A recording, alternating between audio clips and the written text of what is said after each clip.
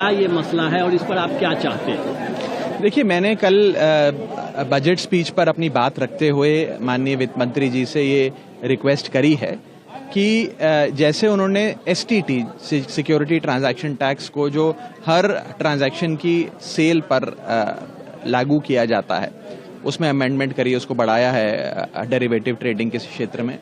मैंने उन्हें याद दिलाया कि जब ये एसटीटी लागू किया गया था पहली बार देश में, उसे लॉन्ग टर्म कैपिटल गेन की रिप्लेसमेंट के तौर पे लागू किया गया था। मतलब long term capital gain tax equities पर शून्य था और एसटीटी को लाकर एक ट्रांजैक्शन पर छोटा सा टैक्स लगाया गया हर खरीद बेच पर। क्या मुनाफा हुआ, क्या नुकसान हुआ, उसके रिस्पेक्टिव। लेकिन अब क्या हाल हो गया है, अब लॉन्ग टर्म कैपिटल गेन पर भी इक्विटीज पे टैक्स लगता है और सिक्योरिटी ट्रांजैक्शन टैक्स भी लगता है, तो डबल मार है। मैंने ये सुझाव दिया कि आप हिंदुस्तान में long term capital gain on equities for individual investor शून्य कर दीजिए, नील कर दीजिए। इससे क्या होगा? सबसे पहले हमारा स्पेक्युलेटिव ट्रेडिंग का जो बिहेवियर है वो शिफ्ट होकर लॉन्ग टर्म इन्वेस्टमेंट और वेल्थ क्रिएशन की ओर जाएगा।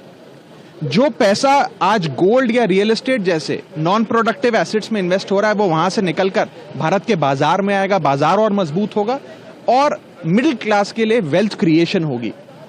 अगर ऐसा होता है, जो देश दुनिया के कई बड़े देशों ने, बड़ी बड़ी अर्थव्यवस्थाओं ने आज long term capital gain tax को शून्य किया हुआ है, हमें भी इक्विटीज पर पहले की तरह LTCG on equities for individual investor को शून्य करना चाहिए।